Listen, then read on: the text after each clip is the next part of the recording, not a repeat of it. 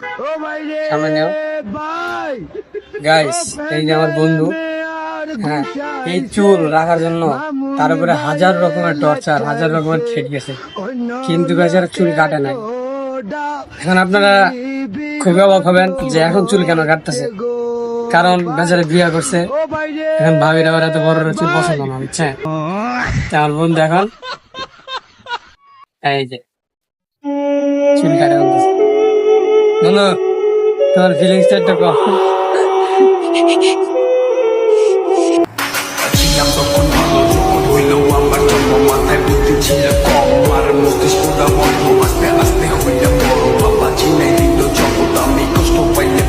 আমার বন্ধু প্রেমে ছেঁকা খেয়ে বিরহের গান গায়, আর এই চুলে উপন্যাস, চুলের মধ্যে যে কত উপন্যাস রয়েছে আর কত উপন রয়েছে আজকে আপনাদেরকে দেখেন।